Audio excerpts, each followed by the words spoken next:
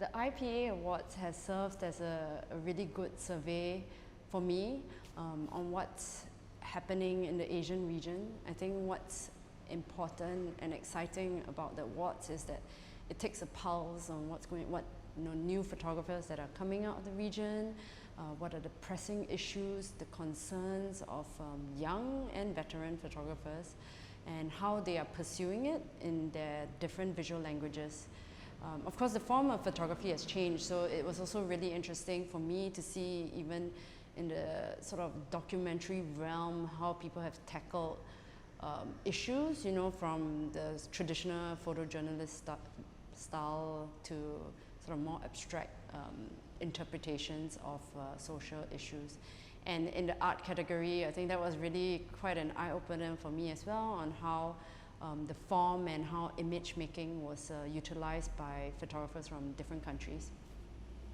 In looking at the images, for me personally, for the documentary section, I was looking really at the concerns the photographer had.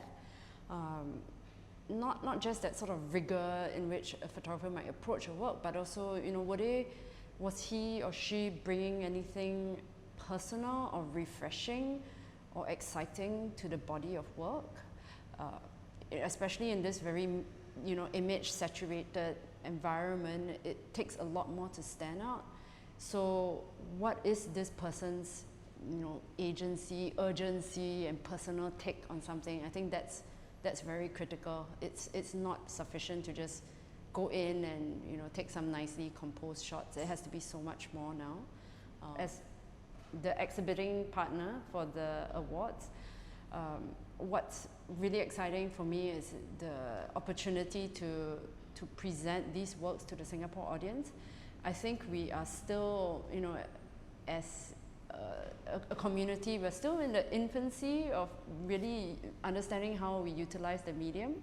So I think I'm excited to challenge the audience here and to encourage them, inspire them to see works and perhaps our surroundings in a new way, so that the younger photographers might look at our direct environment, be it where we live or where we work, with new eyes, and to really be more critical in the way they approach their work.